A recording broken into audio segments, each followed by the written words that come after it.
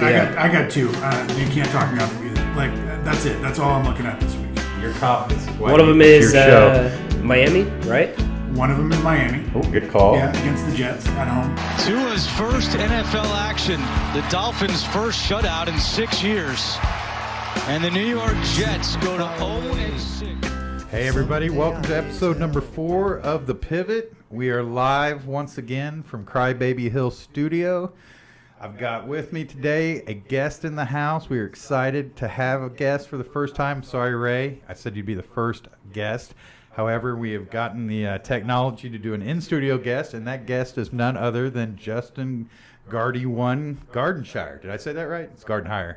I never say his name right. It's okay. I went through 4 years of living with my fraternity brother, never saying his name right. So, hey, Justin, welcome to the show. Glad to be here. As always, we got the juice. What's up? We got Jam Master Jay to my right, producing this thing. On?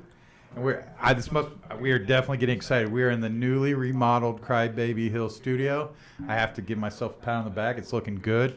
I want to shout out to Austin, who did all the labor and hard work. Jared, who ordered everything. It's looking nice. We'll put some pictures up on social media so you guys can get a view of how much this place has changed over the last month. This room makes it look like we actually know what we're doing. Yes, it makes me come down here. I actually sit down here when you guys aren't here. I know that sounds weird because there's not. That's not weird. It's beautiful in here. But anyway, we're excited because the studio's looking great. We've got some loyal fans out there that have been listening to the show. I can't tell you how much I appreciate some of you guys giving us feedback, sending in comments during the games, asking for the link before it's dropped. That gets me real excited.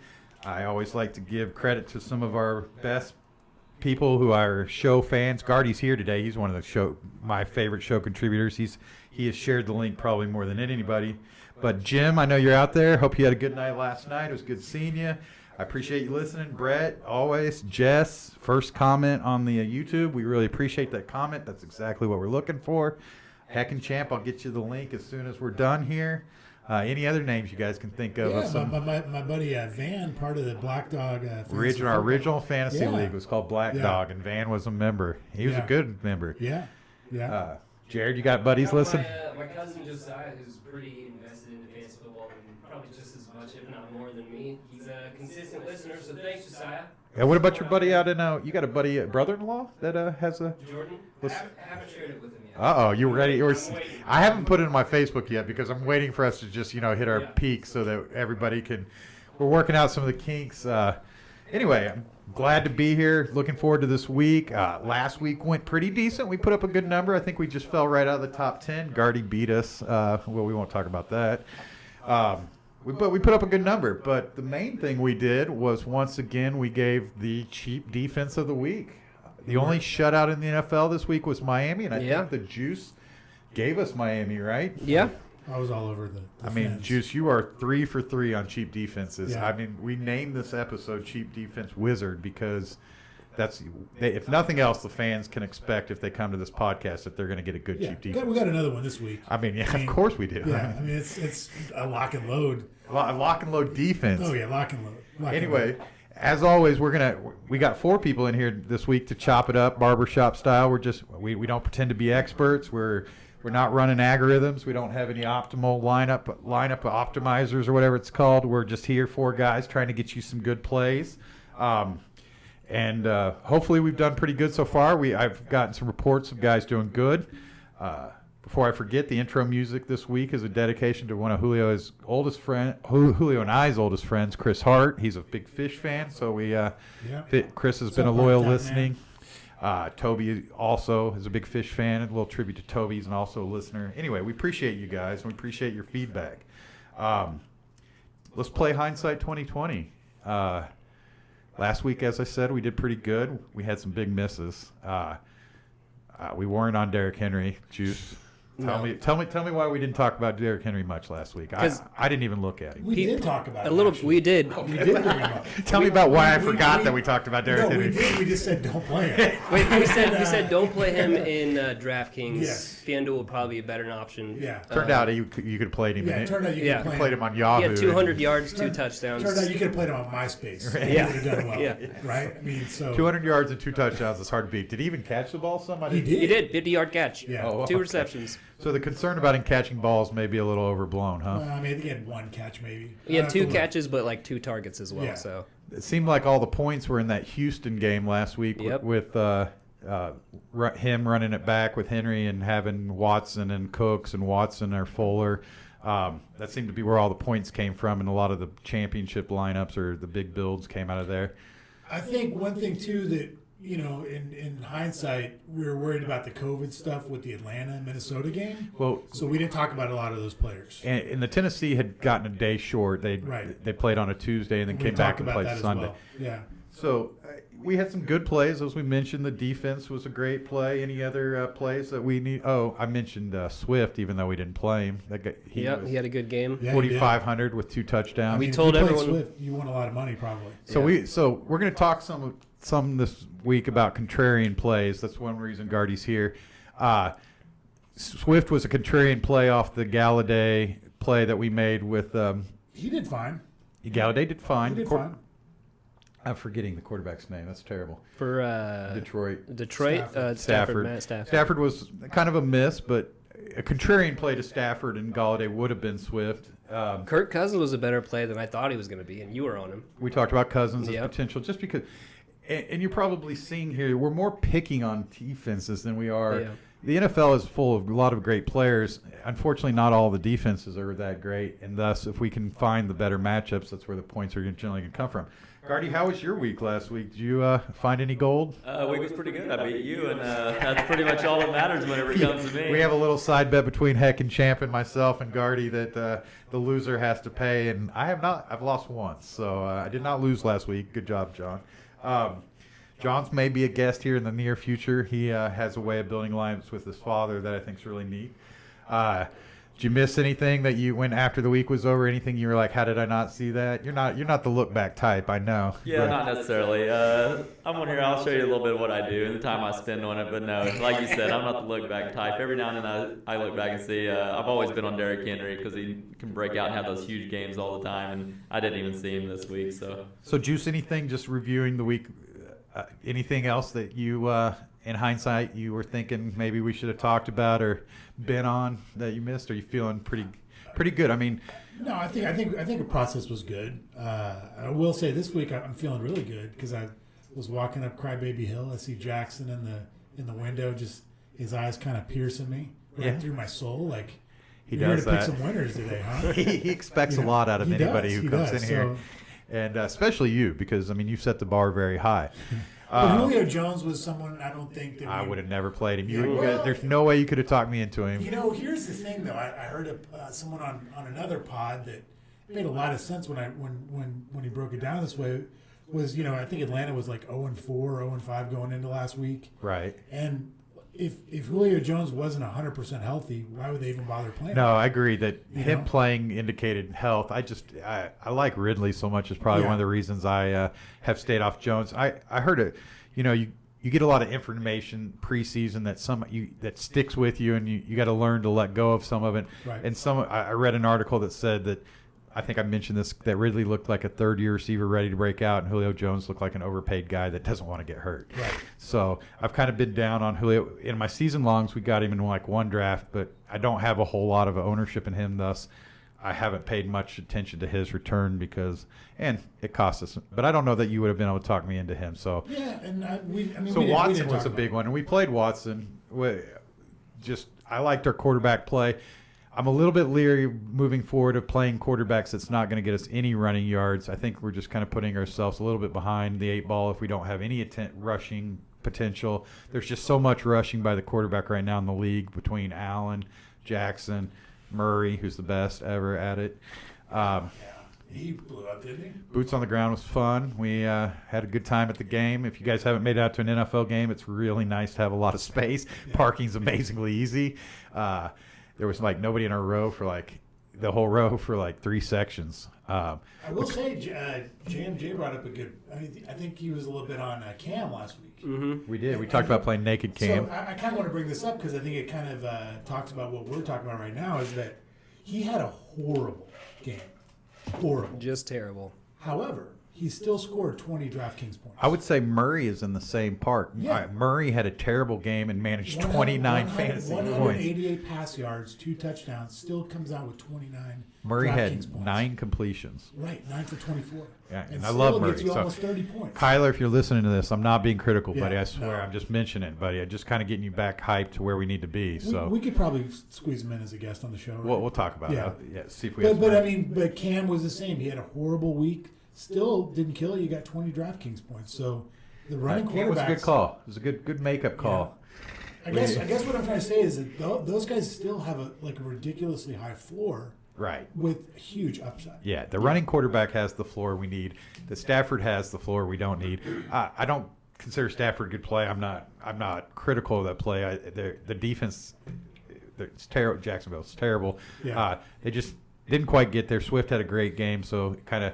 And we're gonna, like I said, we're gonna talk about a little bit about why play some contrarian against the chalk every once in a while, and how contrarian doesn't necessarily not play the most popular player. It means pivot from the most popular player to maybe wide receiver, quarterback, if everybody's playing the running back. We'll talk about that.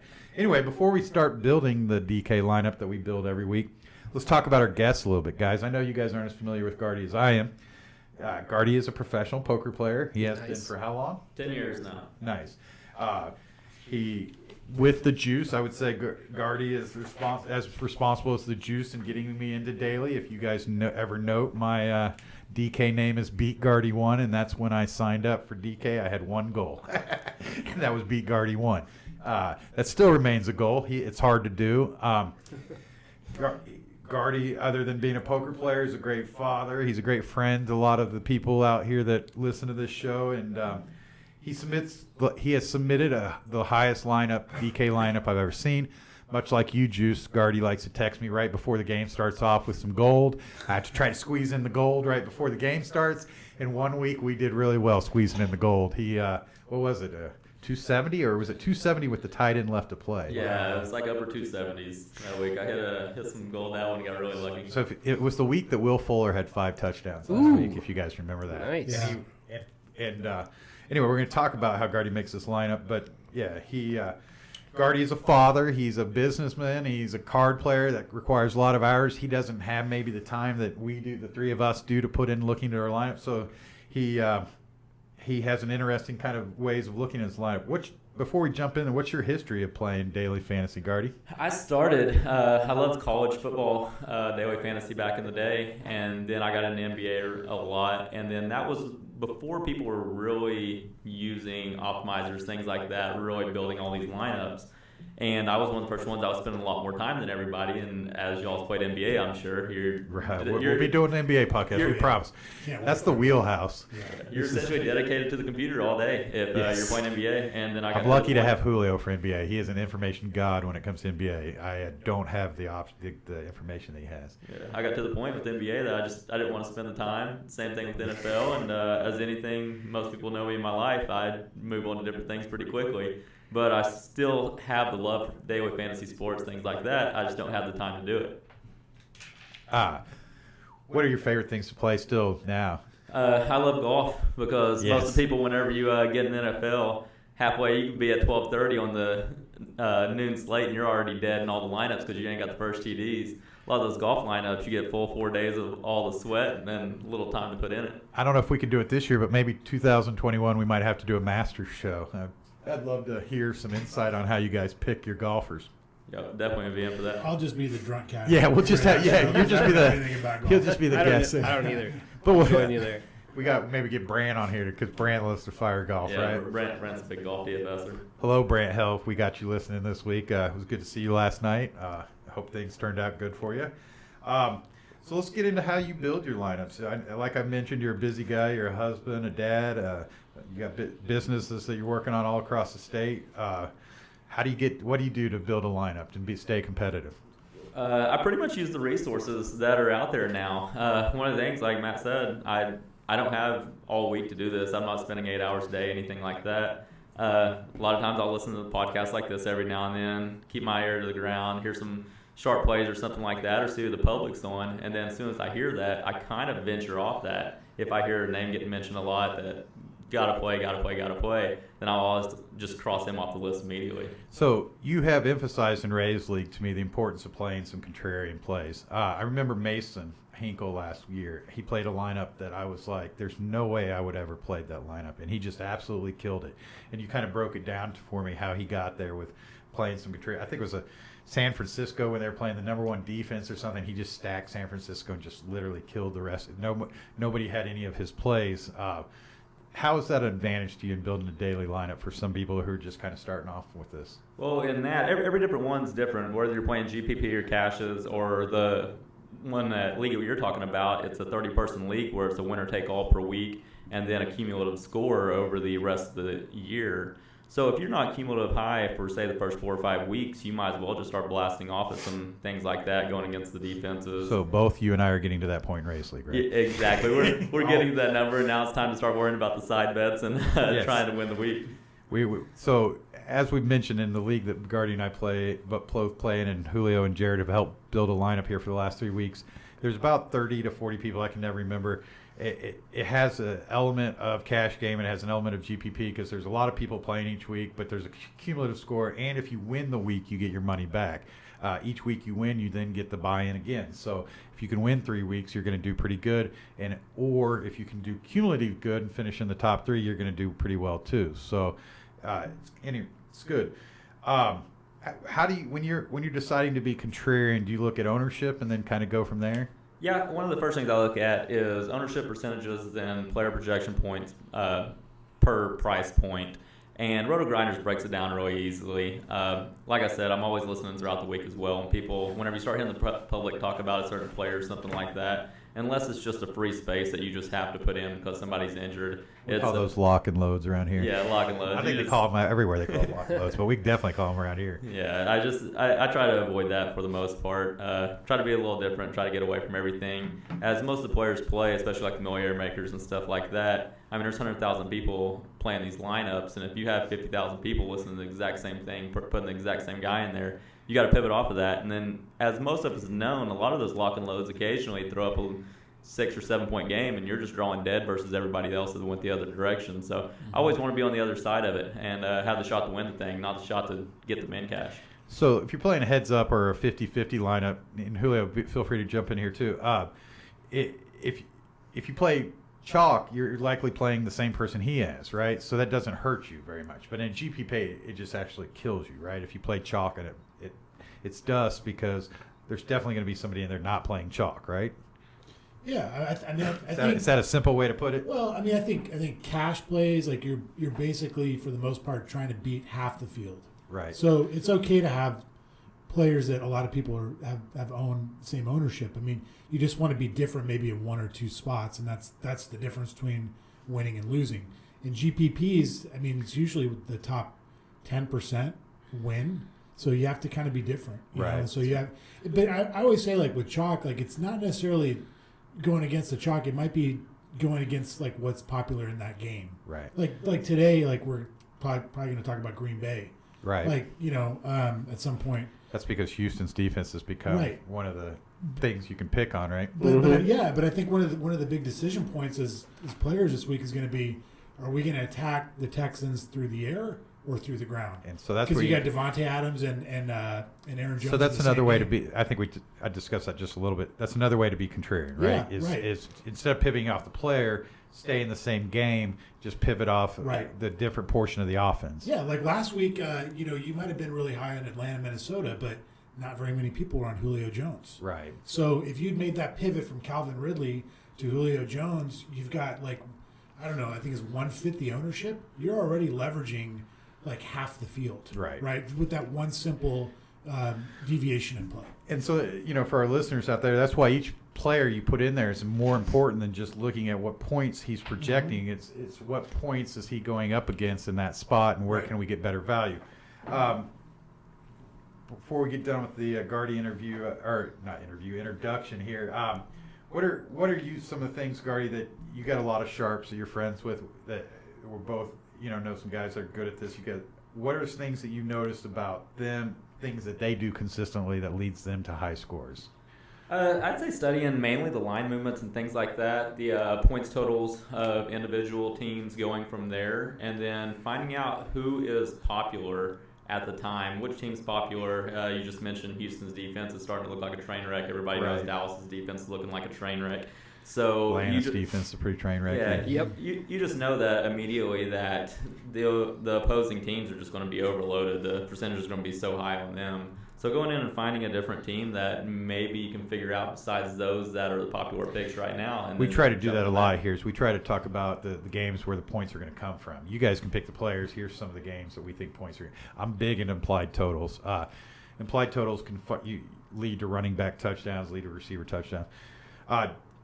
Okay, I want to get Jared in here, but we'll start building the lineup. We'll get to hear from Jared a little more. So, Gardy, you know you've listened to the show. We build a DK lineup for Rays League, which you're very familiar with. It's a Sunday-Monday league. Most of our plays come off the main slate, and that's just because we spend most of our time looking at the main slate. I do what's called an original build. It's like my first instinct, and then I clear it out and let these guys tell me what I really should do. Anyway, we appreciate some help. We know your competition, but we're all in this together. We're trying to build lineups and get good players in these lineups. So, Jared, what's your first thoughts on this slate? You seeing anything sticking out that Yeah, absolutely. So I'm thinking my strategy this week when it comes to DraftKings is to pay up and running back and kind of build my lineup around that. So there's two players that I'm really, really high on this week, and that's Aaron Jones and Alvin Kamara. They both have great matchups. They get a lot of receptions as well as touches. And I just feel like they're both in a position to have a really awesome week, especially with Aaron Jones. Last week he only got 13 fantasy points, 10 attempts, and only 3 targets, and that's because Green Bay was just awful that game. Right. And so I think he's in a really good position to have a big bounce back game. So, before we go into any lock and loads, where do we see the points coming from? What are the high Vegas totals this week? So I'll tell you the Lions Falcons is 55, Browns Bengals 50, Packers Texans 57, Seahawks Cardinals 56. Those are the main ones, right? I like all those games. I do too. Like last week, it was hard for me to like a lot of players. This week, it's hard for me to pare my list down. Oh, wow. It feels like. I mean, like, there's so many good plays this week. Have you been looking at paying up at running back, paying down at running back? What's kind of your first note? Paying up at quarterback? Let's start off with, are there any lock and loads that you guys see? Let's go. I'll take Gardy first. You see a lock and load this week? we were talking about earlier about the quarterbacks with the running. I mean, I just think you got to go Kyler. Seattle's defense is just bad, right? Yeah, his floor is going to be so high, and plus he has the go off factor at any point. We've talked a lot about on here that quarterback's the one position that we really don't concern ourselves with ownerships too much because there's so many choices. Aaron Rodgers, Wilson. There's just a lot of great choices. But I agree with you. I'll play Kyler anytime you guys tell me to play Kyler, and I won't ask any questions. Are we pairing Kyler with a receiver this week? Gardy, something I noticed in your lineups that to talk about real quick is you're not a huge stacker. You kind of try to pick points from high-scoring games, but you don't always. Do you stack sometimes when it's necessary, or are you opposed to stack?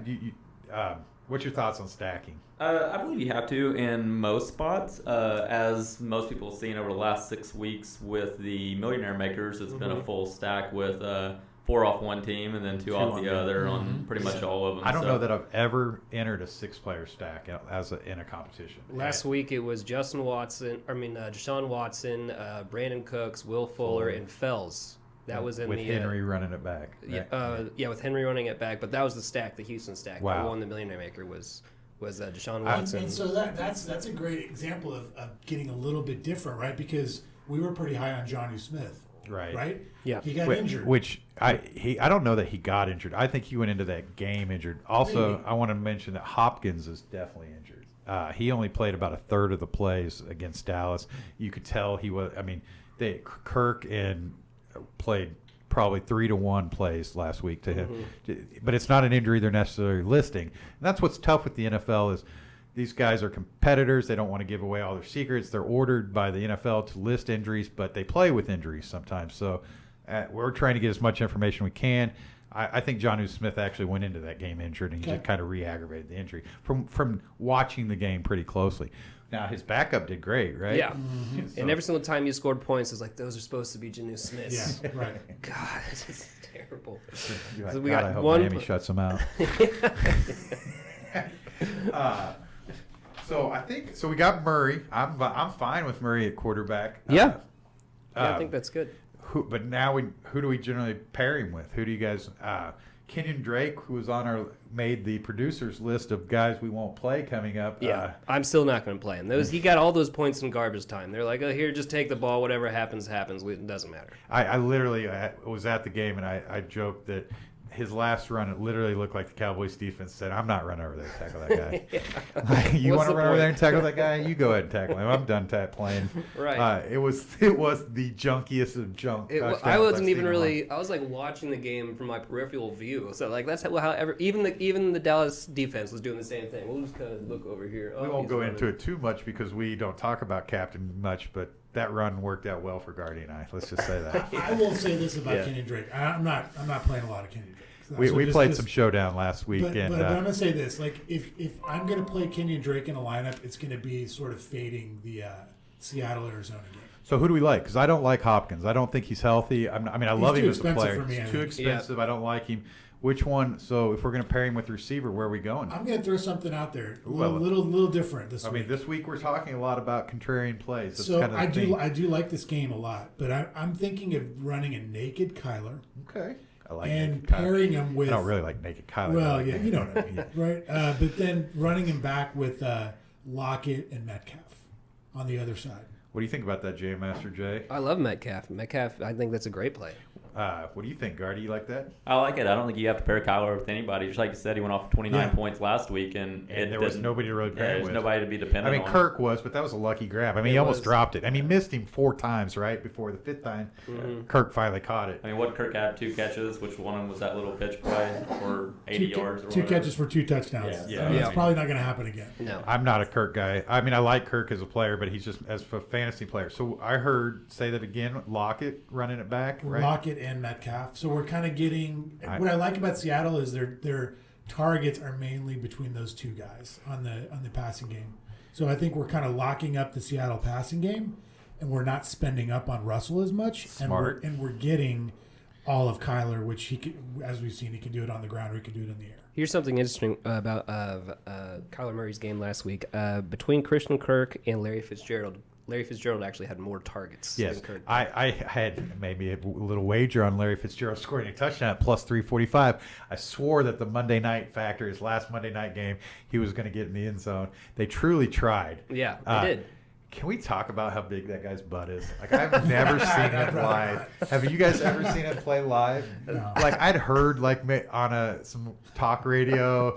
I think the Dan Lebertard did a body part count top 5, and they did butts, and he was number 1. I've never seen anything like it. It looks very humanly unnatural. It looks like maybe he put some stripper stuff in that butt. Was his butt a little distraction for you during that game? It was every time he lines up and squat. It looks like it's like. Anyway, I might have mentioned it to my buddies at least 3 or 4 times. Not that I have any obsession with men's butt. I just have never seen anything quite like it. It would be like walking out and seeing giant calves or something. It was. I don't know what it's. Hey, can I say one thing?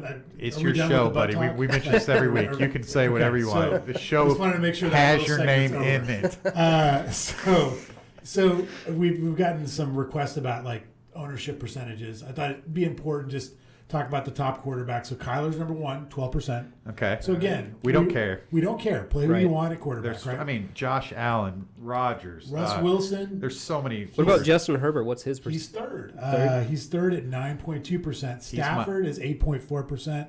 Watson is 7.9%, and Rodgers is 6.1%. So I do like a lot of those quarterbacks. I don't want to play Stafford. I just don't. I think Stafford almost is going to make the producer list here. Yeah. We're not going to play, to be honest. I'm done with white statue quarterbacks. I'm just not. To me, that's not fantasy football, right? He just doesn't give you the ceiling that the other guys. Stafford. He might throw for 5, but he really has between Adrian Peterson, Swift, Kinron, Johnson, they've got plenty of good running backs. I feel like Patricia wants to run the ball more this year. Yes, right? I agree. Okay, so we've never started off with naked anybody. I think we got a suggestion on naked Cam last week that Yep. worked out. It's the first time we've run it back with 2 wide receivers. I'm excited. I was planning on paying up a little bit, and I also am a fan of Carson. So this would be contrarian to my original build, which had Carson as one of my 3 running backs. So again, I think what I think we should focus on in the listeners is that on your build, kind of try and figure out if you're attacking a game on the ground or if you're attacking a game in the air. I'm fine with Right. attacking this there. Having the benefit of watching the Cardinals defense last week live. They are pretty good against the run. Elliott had a terrible game. Right. They have really good safeties, and those guys come up and hit, but they get beat. They can get beat. They're not the best coverage. I think Lockett and Metcalf could just feast in this So game. let's talk a little bit about Patrick Peterson. He'll be locked up. I noticed that he just shadowed Cooper the whole game last time. Is he going to shadow Lockett or Metcalf? I don't care. We don't care? I don't think he's that good anymore.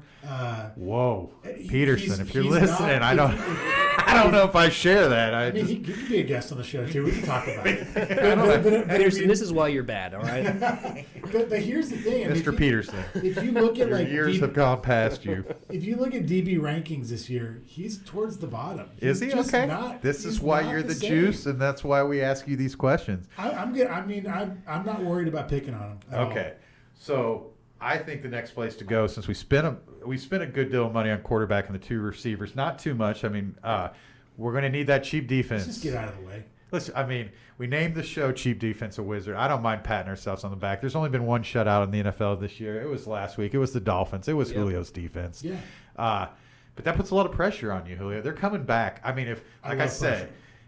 if they're kind of, well, before we move on, I didn't mention, and it was on the show schedule. Julio happened to send me Sunday night a lineup. It wasn't the lineup we gave you, but it had over 200 points on it. It would have won Ray's league. No more hiding the gold, Julio. Yeah, no. I mean, you did a Jackson inspired me. I told you on the way in. I felt the vibe coming in today. right, Like, we're you here did to the win this Tebow week. like apology Yeah, to the nation, yeah, the yeah. Juice Nation We're back. last week, and the Juice Nation wants the 200-point lineup. We're getting it this week. Okay, and by the way, he got his 200-point lineup by doing what we discussed: playing Yeah. Houston, stacking Houston, running Henry back. Good line, and had the Dolphins with the shutout. So I did have the Dolphins. Yeah. who's the cheap defense? You before we move on to the Juice, because we got to build this up. Guardy, you got a cheap defense? Or you guys actually agreed on your defense, right? We discussed this pre-show, and you guys actually like the same cheap defense. Right? Yeah, we talked about it right before the show, and both of us are on Washington. I mean, you just got to go against Dallas right now. They look like a train wreck going into it. Speaking of Not white just statues, Dallas, playing- but also Andy Dalton. You got to pick on him. white statue quarterback. Wait a minute. I just want to.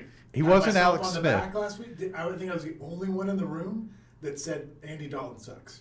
No, I said he Right? does suck. I but told him they were giving the keys to a Ferrari. I mean, Wait, Right. I said, but he's been driving a Pinto for a long time, right? Right. one of the That's what it things we're looked going to like. start doing with production in the show is replaying some of our comments before the show begins. I said Andy Dalton does suck, but he's going to have to pass a lot because he sucks. I'll admit that I said he was getting the keys to a Ferrari. Yeah. So Apparently, he lost those keys on the way. so to we the went stadium. Yeah. we went and watched the game. He's Yeah. not. There's no Ferrari. He's not the Red Rifle. There's no Ferrari out No. there at Dallas Field right now. But here, I think where I really like Washington. I'm not going to belabor this point too much. No, belabor it. It's cheap defense wizard week. I mean, Listen, like the Cowboys are in shambles right now. Their offensive line is a disaster. They lost Zach Martin this Watch past that. week, so their offensive line just took another major hit. And one thing Washington can do is rush the passer. So I think they're going to get some sacks, maybe force a fumble or two, maybe take one to the house.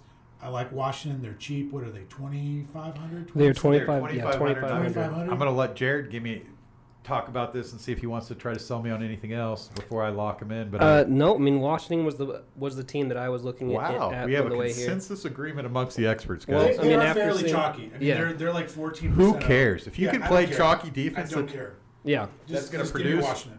Okay, we got a lot Washington locked in. So right now, just recap: Murray, Lockett, Metcalf with Washington's D. I think the next place we need to go probably is tight end to get a little more savings here, so that when we go to running back, we got a little more average salary loosened up. Tight end's tricky this week, though. I'm never gonna say. paying up for tight end again. You You're heard it not? said. Never. right? So that means you're not going to use Kelsey or Kittle ever again. Maybe Kelsey. Mark Andrews, on the other hand. Yeah. I really He had kind a of bad think week. this is a decision point where you got to kind of walk through a little bit because. Oh, I like it. Let's walk us through it, Juice. Well, I mean, I think my feeling on this is I agree with both of y'all. Like, I think either we pay up or we just pay really way down at tight end Well- because there's I like Kelsey. However, I think it's supposed to be snowing in Denver this week. Yeah, you're not going to get me to pay $6,300 for a tight end when you've already got our average salary down to $5,300. So we're going to probably have to look elsewhere for It's points. fine. I mean, If Kelsey, this just means Kelsey's going to blow up for 35. Like it's just no, I don't necessarily think that. I think that tight end is very, very weak this week. What do you think, Guardy won? What do you look at? I mean, we're going to talk about the Washington defense, but what about Dalton Schultz? He actually looked pretty good running routes. Andy Dalton struggling throwing the ball, getting it downfield, and there's probably 5 dump-offs to him. So He's consistent target guy, right? Right. Yeah. He gets a good amount of targets. You about 2 weeks ago, when I was trying to play Mo, the injured tight end. Mo from- Alley Cox. Yeah, you talked me out of it by giving me Schultz's rundown. Now Schultz busted for like 1.5 Right. points, but he does. There's a difference between there's targets and production with targets. I'm a little nervous about how well he produces with his targets, but he definitely gets targets. And right now, I think cheap tight end is just a dart throw, as we call it. Well, I think maybe possibly a place you can pay down at is if Janu Smith stays injured. Ryan Tannehill still loves to throw to whoever he has. he got over 10 targets last Yeah, week. he What's got his a- name? Ferkser? Is that the guy? Let me see here. Apologize to us, show that we don't have his name right in the wheelhouse yet. He's a little new to the fantasy world. Ferkser is the guy. He's got to be cheap. I don't even see him. He's $3,000 this week. Last Wow. week after Smith went down, he had 8 targets, 1 touchdown, 113 yards. Okay, well, so what information do we have on Jonnu Smith's injury coming in this week? He's still questionable. They're going to let him try to practice a couple more times before. He they- really looked like he kind of was laboring in that game, and then he just finally at the end kind of gave up. I think there's a few cheap tight ends that you could go like absolutely. Start Ferkser, saying names. Hooper for Cleveland, I Okay. think is not in a bad spot. He's been getting. He was the increasingly number more one targets. tight end last year, right? I mean, he's been getting a lot more targets. They've been looking his way more. Logan Thomas against Dallas again. he's Mr. Consistency, and they don't. The love thing I love about Logan is he keeps getting touchdowns, and they don't raise his price at all. Schultz is really cheap too, $3,900. I just know. Well, his price is down. I'll disagree with you on Logan. He finally got a touchdown. Oh, He's what- been getting targets. Okay. He's gotten 4 targets yeah. every week the last 3 weeks. But I Logan mean, Thomas. I think he's in an interesting spot. I'll have to Ferkser for admit, this sure. is a tough decision this It week. really I is. find. There's that's why I'm saying like you either pay way up or you just go kind of dumpster dive. You got What any, about Hunter Henry? We've been picking on Jacksonville's defense a little bit. We haven't mentioned them as being pretty terrible, but they're pretty Hunter terrible. Henry's very popular. I think he's the most highly owned tight end. Yeah, I was- projected. gonna- Toby, I love my chalk. You guys want to you want to go through real Yeah, I quick? want to hear the So ownership Hunter percentage. Henry's number 1 at 20%. Kelsey's second at 15. Hawkinson is 11%. I don't want to play Hawkinson. Okay. Kittle's Too at 10. expensive. Austin Hooper's at just under 10. John Hughes at 7. Hayden Hurst is at 5. Dalton Schultz is at 5 as well. Robert Tonyan, we'd mentioned him before. He's not in a That's- bad spot either. Mhm. Jared likes that guy. I do He's like a Tonyan. little bit sort of. He's kind of in between. Like he's right around Hunter Henry, so I don't mind that pivot off of Henry. And this is something real quick I'll talk about. Like so, Robert Tonyan is 5% owned. Hunter Henry's 21% owned. I don't think Explain why that matters to the because people. I don't think that. I mean, I wouldn't say that Hunter Henry is 4 times more likely to outscore. That's a good way to look at it. Is that how you look at it, Guardy, too? When when you go and look at the projections, Hunter Henry's only 13.5, Tanyan's 10.8. So I Right. mean, you're talking about a 3-point difference and being able to get a little more contrarian, and you never know, just one touchdown away from Right. you changing that lineup. I kind of love Ferkser at 3,000. But it's And it's they all are playing- predicated on Johnny, right? Right. I mean, that's the big thing. They're playing Pittsburgh too, that's a pretty tough D. If Smith ends up being injured and doesn't play at all this That's week, gonna I'll be a probably good have game. some perks there. I just realized how good a game Tennessee Pittsburgh's I going to think. be. I mean, that to me, that's kind of like the rubber hits the road game of the week. Okay, I'm gonna admit this is episode 4. We're into week 7. This might be the hardest decision I've had on one particular position. I'm not getting chills on anything right now. Right. So let's vote. Guardy, who would you play at tight end? I'm going to go Schultz. Okay, I like that play. Jared. I'm gonna go if Smith is injured, I'm gonna go Fertzer for sure. Okay, and I even against Pittsburgh. Yeah, Yeah, I mean that makes him likely to be passing. Yeah, And he did, boy. I admit they just kept looking to him and looking to him. they did. Do we know anything about this guy? Where he went to college? Or All I anything? know is that he got 113 points last week. That's all I know. 113? Not 113 points, 113 yards. Yeah, Oh, I was gonna say we're starting. Yeah. He got 113. Yeah, no. We're putting him in. That's a lock and load. Julio, okay. What do you think? This is tough. All right, now I don't even know which way I'm going. Man, I don't mind Schultz. I think Schultz is the one consistent thing you see in their offense. Meaning he's the one thing that Stuart Dalton can count on at all, right? I mean, No, I mean they got. other than CD, but he Yes. can't throw it to CD. Have you figured I that don't out think- I don't yet? think he has CD time to runs throw it to 20-yard routes, so Yeah. that doesn't seem to be an option right now. That's the only I'm worried about CD's production going down. Yeah, Here's what I'll ask the group is at our tight end. Is there anyone that we would run it back with on the other side, like with like a receiver or running back? Like, so if you're let's say you're playing Tanyan, are there pieces from the Houston game that you'd want to run it back with, I or mean, does it matter? you Houston guys? keeps putting up points, so I mean, Fuller, Cooks, Fells is not. I mean, we talked about Fells. If Akins is still hurt, Fells is a pretty good play too. Yeah, what's Fells at? Like he's pretty 4100. 4,100. So we've got Schultz at 45. We've got Fells at 41. Who'd you mention? Perks are 3000. So those are kind of, I think, the world we're choosing from. You good with Schultz? Schultz was the one guy mentioned multiple Okay, times. let's go with Schultz. If we decide that Schultz, Gardy, you're gonna have to take Schultz out of your lineup. I think that's buddy. like a soft yes, Schultz. You know, I think we're kind Schultz- of throwing darts at tight end Yeah, anyway. yeah. So just whoever we kind of feel. Gardy's is good. definitely firing Ferkster. Yeah, I might have to switch to Hooper now. Matt knows my thoughts on Baker. It's kind of like Andy Dalton out there, and they're going to have to throw a lot of short routes to tight ends. Man, as a huge OU fan, I'm done defending him. He's got to put up some play. I mean, I love that they started off 4-1, but Baker's got to do something. he man. does. He's hurting all of his like weapons production because he can't get it to him. Like, He might be playing hurt though, guys. I've heard that, but he might be playing small. has he played And I hurt think his that's the entire problem. career? He's Because small. he's sucked his entire career. Baker. Whoa. Baker Mayfield? No, okay. Whoa. NFL. Plus one on So that. anybody out there, we're looking for a new producer to the show. If anybody has any podcast production Listen. history, if you'll give me a call. Vacancy just opened. Listen, I liked him when he first entered the NFL, and then he You liked started him when he playing. broke the rookie record for passing tight ends? You mean that year? I mean, still that year, he wasn't like. I get. You know what? Your assessment of Baker is fair. I can't give you too much hard time. Well, I think the last spot we're going to fill in is that last wide receiver spot. So let's turn over to the running backs. This is the first time we've done a build where we built every position and we didn't have a lock and load running back or somebody. We don't have a lot of money left, guys. Just We FYI. Yeah. we have an average of 56.75, 22,700 to go between running back, flex, and wide receiver 3. Before we pick running back, you guys want me to just name off like some of the percentages on some Sure. of the running backs, Yes. just so that might kind of guide us. We'll do somewhere. that, Julio, and then we'll go into whether there is any must plays. Sure. So Kareem Hunt's number one at 29%. He made the original build. Mike Davis 26%. We always like Mike Davis. Yep. Aaron Jones And 16%. McCaffrey is confirmed out this week. I did notice that. Yep. Okay. Kenyon Drake is 16%, 4.8K. Chris Carson is 6. Drake's only 4.8K. Yes, that's why he's so popular. Okay. Justin Jackson is at 4.9 against Jacksonville. He's at 12%. Ezekiel Elliott's at 12%. I'm not playing Ezekiel Elliott, so if you guys try and convince me, I'm going to walk out. Didn't you predict that Ezekiel in 2 weeks will be $6,000? Yes, and he's well on his way. So Todd Gurley is right below him at 6K.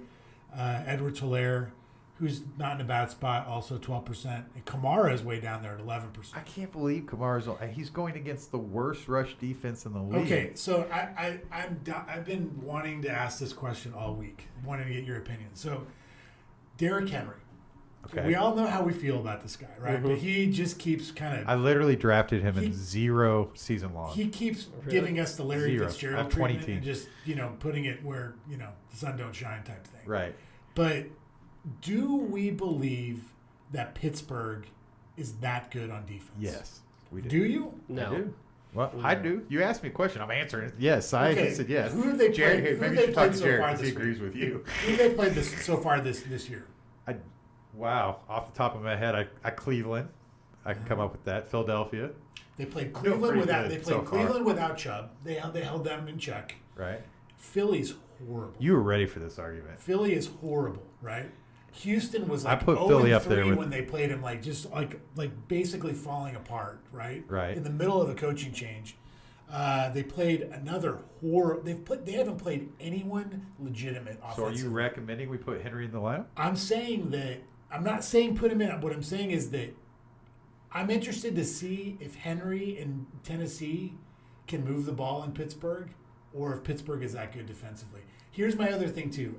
Do you all think that Tennessee won't be able to move the ball in Pittsburgh? No, I think Tennessee will move the ball. I do too. Yeah. I do too. I think Tannehill. I'm a big Tannehill fan. Yeah, I He's am shown too. that I he's like Ryan extremely Tannehill. efficient. Right. Where I have no Yeah. Derrick Henry in season long, I have a lot of Tannehill. So You can't stack the box against Tennessee. Do we agree on that? yeah, I mean they are offensively playing really well. So I mean, I think that it's one of those weeks that possibly Henry could be within the red zone 2 or 3 times, and maybe punches it in two or 3 times. I don't hate Henry. I feel like we're chasing some points on Henry, but before we put Henry in the lineup or discuss Henry in the lineup, is there any cheap running back, because we're going to need some? We're going to need to save some money. Okay, I'll give you a few running backs that are I like inexpensive. just going to get it on the air. I like Swift again. He's 5,400 this week. Yeah, I mean that's a good I'm price. not. I'm not a Swift guy this week. You're not a Swift guy. No, I think that. What about I think you, Guardy? You see any cheap running backs? I actually do like Swift this week, and one of the things I do is I try to avoid the players from the week before, because a lot of public-driven things. I think Swift might be owned a little bit, but I also think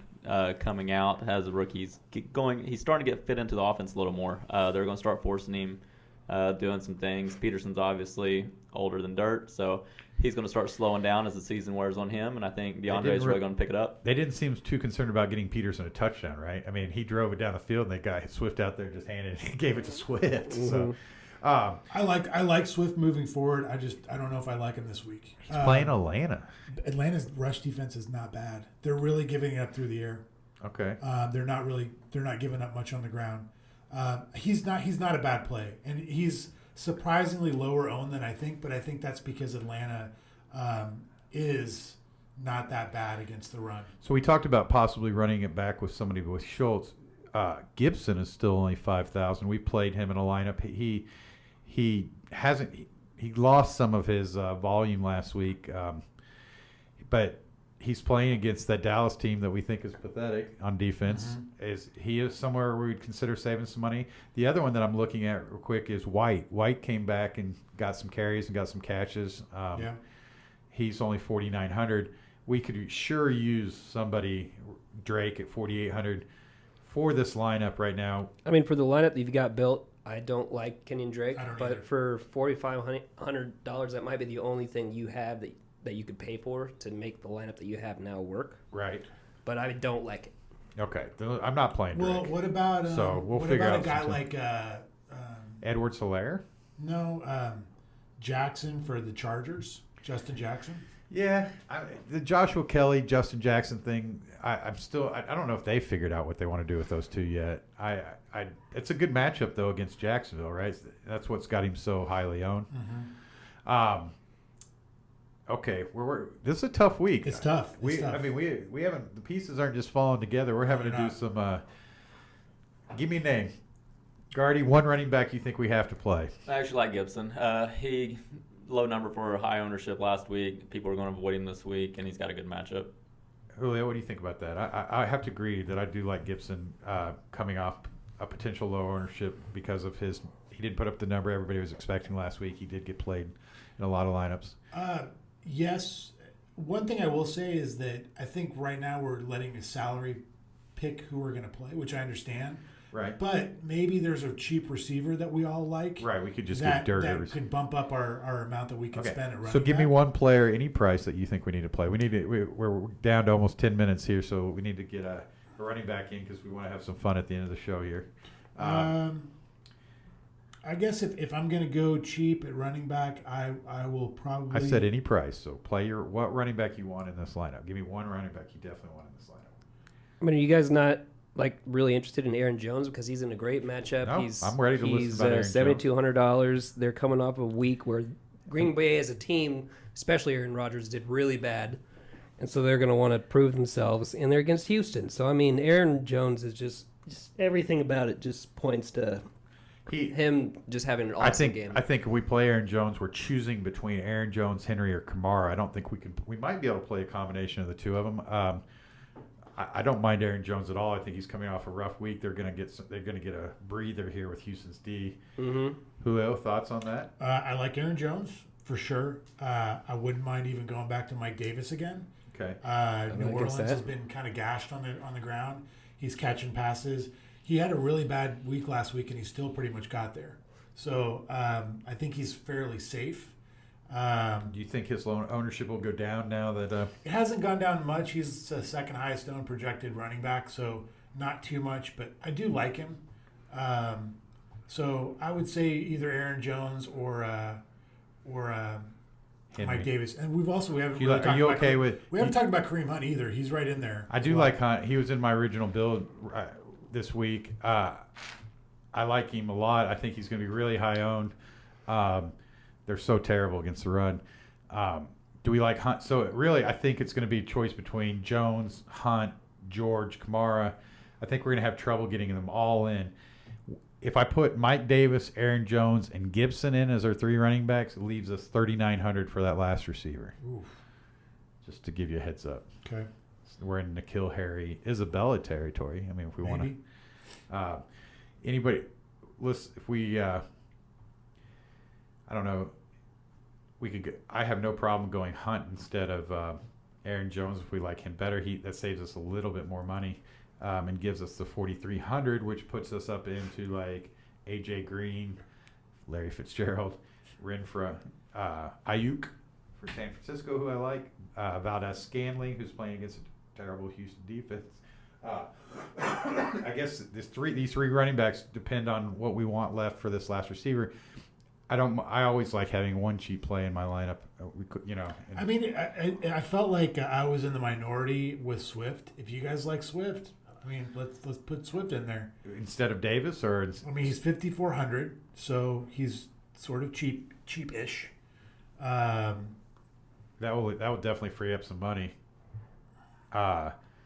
Yeah, that leaves us 5,500. That gets us. If we went Swift and then Aaron Jones, now we've got 5,000 at receiver and flex. We got 5,250 at receiver and flex. So. Oh, we do? Yeah. Okay. I mean, another receiver I kind of like. We've been. So right now I have. Oh, so you said Aaron Jones and Yes. Swift. Okay. Yes. I put Hunt in, so let me get Aaron Jones back in. And are we okay? I just want to make sure are we okay with not playing Kamara this week? I mean, I like Kamara. Like I said at the beginning of the podcast, is that I'm gonna probably build my entire lineup based off having Aaron Jones and Kamara as my first 2 running backs. I like it. I like those. I mean, those are good, solid running back plays. Do we want to try to put Aaron Jones and Kamara in the lineup? I mean, we would. We'd have to change a lot at this point. At this point, I'm fine. I like Swift and I like Aaron Jones. So any other saving? We don't have to go 3 running backs. So. So right now we've got Swift and Jones, right? We got Swift and Jones locked in there, and we've got 50, about like you said, 5,000 left for each of these players. This is where it gets tough. We're getting short on time. Juice, shine here. Who's the receiver that we need? Let's focus on receiver, and then we'll decide if we go running back or receiver on flex, depending on how much is left. So we've got a couple options here, right? We can go. I like Cooks again. He's fairly cheap. It's clear that they're emphasizing using him right. more. We're running it back with Aaron Jones, so we're getting a little bit of both on that. It's a high total, so I like that. Christian Kirk, we've talked about. I don't like the fact he got 2 targets last week. Yeah, I'm not ready to play Kirk. Those are 2 targets with touchdowns, so his numbers. It's not going to be better than they should. It's not going to be replicated. Highly unlikely, right? Robbie Anderson, Crowder, they keep putting up numbers. McLaren keeps getting volume. Claypool had another good week and is going against. Yeah. I don't think you're chasing points if you play Claypool again this week. He's just that good. He's really good, but Deontay Johnson's another guy. He's coming back. Yeah, and he's coming back, and he's really cheap. He's like 4,100. Cook scares me because of the fact that he's had so many successful weeks, and he's already put up a 0 for us one time. So his floor scares me a little bit. I think his floor's changing though. The last 2 weeks he got 2 weeks ago 12 targets. This past week 9 targets, over 20 points each week. I think his floor is definitely. So the too much at guy I this point. keep firing at you guys in my lineups is Patrick. He's 4,600. He's gotten touchdowns the last 2 weeks for me. They're gonna be playing from way behind probably. You're talking about Tim Patrick? Yep. Yep. He's 4,600. He's someone we can consider. I mean, if we throw him in there, we're going to have a lot of points left over for Flet. I don't hate Tim Patrick at all. I think he's really showing what he can do in that offense, and they're starting to. They just don't have a ton. And Locke's back, and that really gives me a lot more confidence in him because, like, what do you think about Patrick Gardy? I can't admit I don't even know where he went to college. I don't even know where he came from. I believe he went to Utah. Nice. Yeah, I've never been a huge fan of Tim Patrick. It just doesn't seem like he has that huge, I call it go-off factor. Like, I just don't see him putting up a 35 or 40-point game and just winning a huge GPP. I agree with that. We don't Cash, you might be able to put him in and get your solid Touchdown. 12, but he's just not going to have a 12, 180, and 3 touchdowns. He is the king of like 12 through 17, right? Like that's about his range. I like T. Higgins a lot this week. Rookie getting a lot of action. He's up to over 12 points a game, averaging. Definitely one of those players that's on an incline. From what we can tell, this has been a pretty tough week to get a build, right? This has been our struggle. There's just a lot of decisions to make this week, more so than like the last few, which is great. I think that's good for us because it weeds out a lot of the other players, right? So wide receiver 3 votes are coming up. Jam Master Jay, give me your vote for our third wide receiver. And what's the salary? We got a 5,000 average right now. 5,050. Okay, I do like T. Higgins a lot. He's gotten about 8 to 7 targets a week. Do you think he has a blow-up factor, Gardy? Higgins? Yeah, I think he can. Yeah. What about you, I think Juice? so. You think Higgins blow up? You haven't I seemed to do. jump on the Higgins train here. I do. I mean, it's interesting to me though because Tyler Boyd is $100 more. Right. And he might be a little bit safer, but if you want Again, I for like GPP, I think we're kind of Higgins is- playing for hair on out. We'd be tough for us to finish in the top 3 in race league. So we're kind of playing for a big Here's big another number. guy I really like this week that's a little bit more expensive, but Terry McLaurin for Washington. I do like Terry. I think McLaren. Dallas. We've seen their defense is terrible. He's the alpha in that receiving core for Yep. sure. So he's not that much more expensive. Inman keeps stealing touchdowns from him, right? Like, I don't mind McLaren. Like I said, Dallas's defense is terrible. So if we play McLaren, that leaves us 4,300 for the flex. The options that come out right off the bat are Cook. We could play a second tight end. Boy, 4,300 doesn't leave us a lot though at the flex spot. It doesn't. Nope. I think we might have to go a little cheaper than McLaren. I hate to I use South. agree. I agree with that. What are our thoughts on Isabella? I do like me matched some- up with Kurt. Coming off, that might be a shootout. In watching him play, he plays almost every play for them. He is on the field almost every play. I wish With Hopkins a little banged up. I wish so much that Fitzgerald would just retire because I think that we would see more Isabella. I think he's definitely one of the up and comers in that receiving core. How much are we paying for Isabella? He's 3,900. Wow. I don't mind Isabella. Like if we think that game goes off, You did text me like 2 minutes before his 2 touchdown game and said, yeah, Isabella. you know I like me some Isabella. If we put him in, now we're at 6,200 on the flex, and we have quite a bit more to work with. Okay, well, we're running out of time here. So hit me with the wide receiver that we want to put in here so we're going to get this lineup changed because I want to talk about some topics, to finish off the show here. I like Isabella with just complete the stack. I do. I'm with it. Okay. Yeah, You especially said- starting Murray. Yeah, it makes sense. Yeah. And that 6,200, go chalky with Keenan if you want. Oh, I like that too. How do we spell Isabella? IZ. ISAB. Oh. I'm glad I'm not the only one that knows. Thank you, Jared. Yeah, I like that play. Okay, that leaves us 6,200 for the flex. I mean, we got some options now. We got Ronald Jones, who's playing against a terrible Vegas defense, a running back we haven't talked about. We've got Keenan Allen, who has been a favorite for the rookie there. You got Robbie Anderson. You got 6,200 right for Yeah, flex. we've got Edwards Hilaire. Edwards Yep. Hilaire. I say it wrong. It's Edwards Hilaire. Sorry. I love Edwards. Waller even playing a 2 tight end at flex. We just opened up with Isabella a lot of potential flex spots. We're running out of time. I don't mean to put the pressure on you. Who'd you mention right off the bat there, Gardy? That Keenan Allen at 6,200. He's going to be pretty highly owned, but I mean, he almost fits the slot dead perfect. I'm a big fan of the 3 running back, but I'm willing to go away from it when I think there's just an obvious play. Again, I'm going to mention Ronald Jones. He had a great game last week. Fournette's been banged up. They keep scoring points. Vegas is terrible against the run. Jam Master Jade, there's a lot of options in this. Going this into round. the league, We got James Robinson again. I mean, there's a lot of. And James Robinson had not like a fantastic game last week. People are probably going to shy away from him. Yeah, for sure. So, but he still has the potential to, score 30 points in a week because he gets at least 16 touches every game and around 5 to 7 targets per week. And he had a bad week last week, so ownership percentages for him should be down. Okay, I'm going to give you the family of people that I will consider: Jones, Kupp, Allen, Robinson, Edwards, Hilaire, Waller. So, choosing between those guys, Gardy, who would you pick? Allen. I think we've went contrarian enough in some of the other spots that we can get the guaranteed 15 with a chance to. The rookie quarterback doesn't scare you? Nah, he's playing good. He's been throwing it to him a lot. Jam Master Jay, before we hear the juices. I like Keenan Allen because I like Justin Herbert this week, and someone's got to get the points, and it makes sense that Keenan Allen would be the guy. Now, he's been banged up a little bit, right? Right. We think he's healthy? Yeah, he's healthy. Yeah, I mean, he's got like a soft questionable this This will week. be the first time we played a wide receiver in the flex. We played a tight end once, and we've gone running back every other time. We like him better than Ronald Jones. We like him.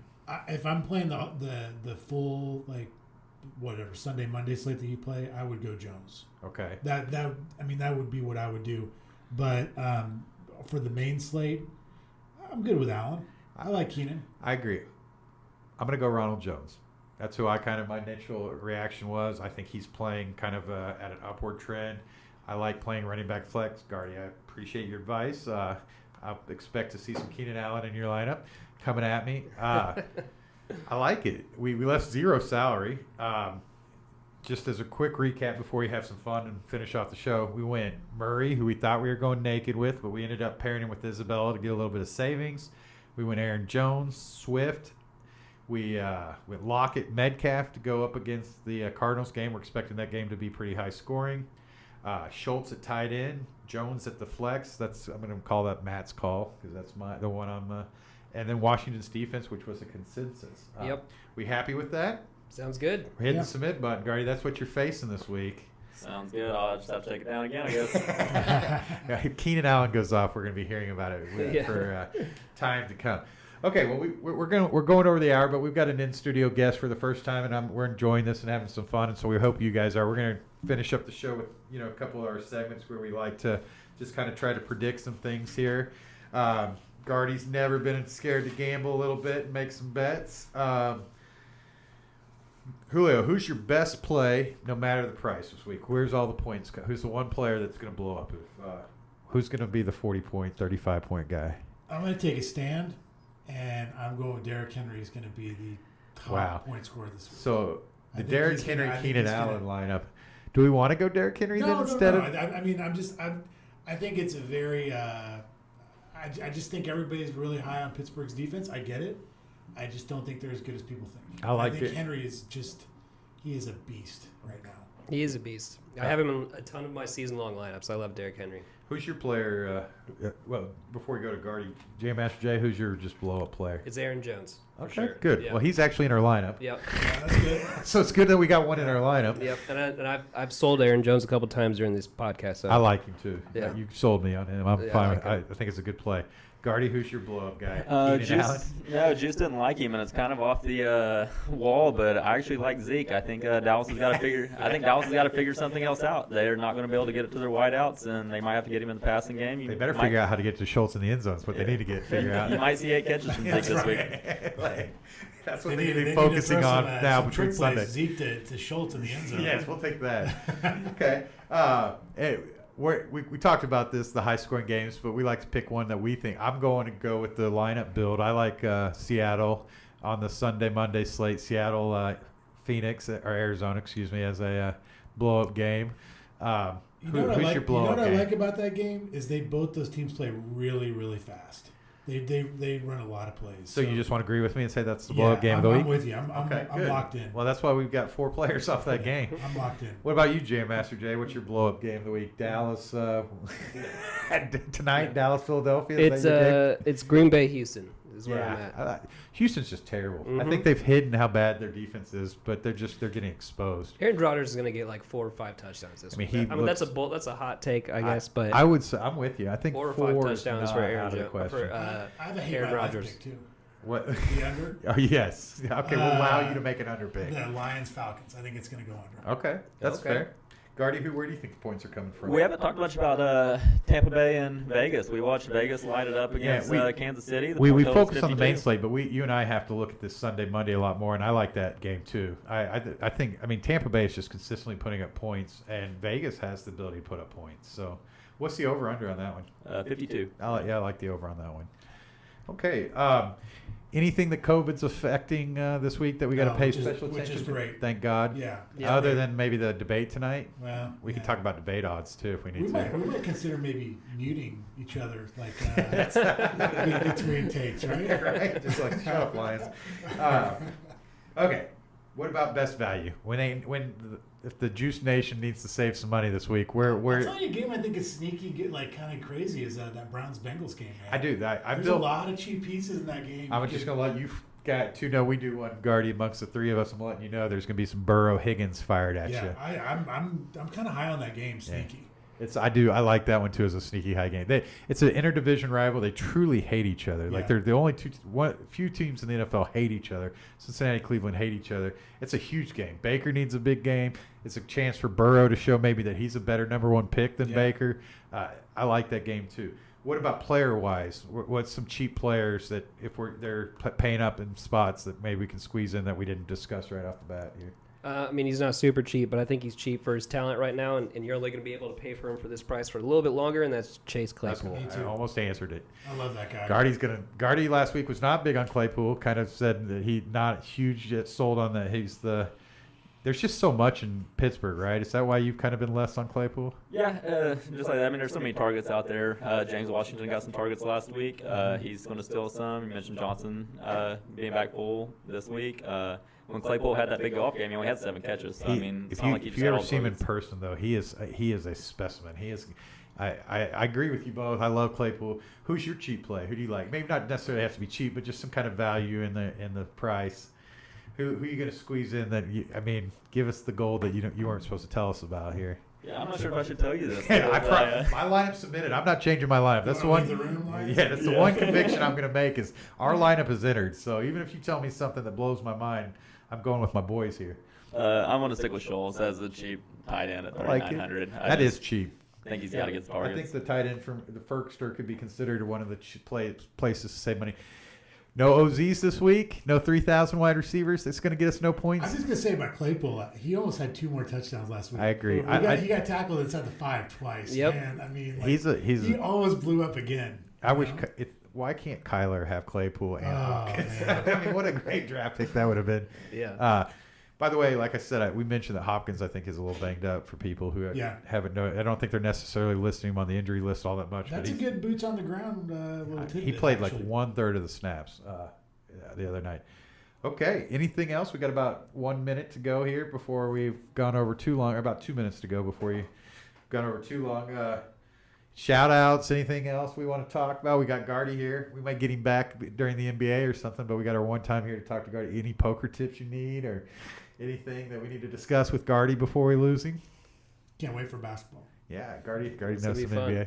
You kind of, Guardy, I think steered away because it's just so hard, right, with a family and everything. Let's talk about something Guardy brought up last night, and I know that Julio knows about this. The Osmo Challenge, right? Do you know anything about this, Julio? Osmo's Challenge and Empire Maker put out a challenge, and I don't know what was going on, but he was essentially challenging anybody $1 million to his 1.1. Nobody really took it, which was amazing. And then what he's saying is for you guys, because Julio is that Osmo, the guy that does Osmo's Alex pick, Baker. Yeah. Challenged anybody kind of like a Daniel Negreanu heads up poker match to anybody who wants to play him heads up. He'll lay 1.1 million to your 1 million. You guys, we down 250,000 each? Yeah. We in? Yeah, nobody took Empire Maker up really at the 1.1, so he jumped it all the way to 1.3, and they're going to do 10 Thunderdomes, I believe, over a range of different What's sports. a Thunderdome? The 5K buy-in, usually about 50 people in it, and Whoever then finishes highest. there's a lot of side bets going on in Oh, this, wow. so we got to dig in. Had and you heard find about this, what's Julio? going on. No, I'll probably go back home and go do the couch cushion, see if I can muster up 250K. Right. See if we can't. I mean, come on. We need it. If we put up a 220 lineup for the fans, right? Let's get a raise, get a GoFundMe so we can play Osimo in this heads up challenge, right? You know, I'll say this: like, You're a big Osimo fan, aren't you? he's obviously like the best player, right? I'd never heard the word industry. Osimo till you said it. But I mean, those guys they do it differently. They max enter these tournaments. They're playing tournaments we don't play, And they're running Like, algorithms. I would say like one. Do you consider him- 1v1, I wouldn't be scared. Do you consider him the best in the business? I think how he plays he is for sure. Okay. Well, that's a cool side note about some fantasy is that it's very, very similar to poker, wouldn't you say, about kind of the egos and some of the things that go on behind the scenes? Yeah, it's a good thing. Most of the really good players aren't known in poker. They're behind the scenes. Everybody thinks all these tournament players are really good. It's kind of the same thing in daily fantasy. There's a lot of people behind the scenes playing heads-up cash games, really high stakes that are really good. And then all you ever see is who won the Millie Maker, Right. who's done that a couple times. And generally, those aren't the best players, right? Those are just guys who hit a lineup, like us in our Showdown Classic. Yeah. We entered 150 lineups. Our lineup that won we had Kenyon Drake captain. We only had 4 Drake captain lineups, so he pulled it off. Thank you, Brian Devonshire. We were going to try to get you on today. Definitely might have to get Bart Gardy back later in the year and get Devo on to talk to us about that big win. Hopefully, he'll be talking about his second, third, fourth big win of the season by then. So Exactly. We'll be the ones sending out contest invites to take on anybody in the world. okay. We are at what we think is kind of our proverbial cap on time. Any last words there, Jam Master Jay? No, I'm good. Appreciate all your help. The place looks great. It really does. The studio's looking great. Thank you for taking charge and getting all the equipment here. Julio, any last words for the Juice Nation? I love having the guest in here. This is great. You like the guest? fun. Yeah. Yeah. It does. It gets a little, we get to chop it up a little more, a little barbershop style. That's what we're going for Yeah, here. another hot take to talk about. It's great. Yeah. Gardy, any last words? Any shout outs? Yeah, I appreciate y'all having me. We appreciate you coming in. We really do. We know you had a long night last night, that you were doing what you do for a living. Doing it well, by the way. I don't know anybody will be surprised by that. A lot better than I did. I don't know that there's anybody that'd be surprised by that. But thanks. Thanks for coming. Thanks for sharing the link. Thanks for turning people onto the show. You got a longer reach than I do, and I appreciate you using it. We really do. And Jackson is wanting to join us for the final minutes here. But He's fired up about the picks. guys, again, as we let the fish roll on some sample in a jar, I want to thank everybody who's listening. We really do appreciate it. We appreciate the feedbacks. Once again, Jess, thanks for the great comment. Thanks for subscribing. Like we said, 2020 was supposed to be just a practice round. Things are happening quicker, and we're enjoying it, and we're just going to keep going as long as you guys keep listening. So appreciate it. Have a great Sunday. See you next week. Thanks, everyone. Thanks, guys. Someday I may tell a tale of metal tangle went into your world I fell. Without you now I'd wander soaking, secretly afraid. But in your grasp the fears don't last, though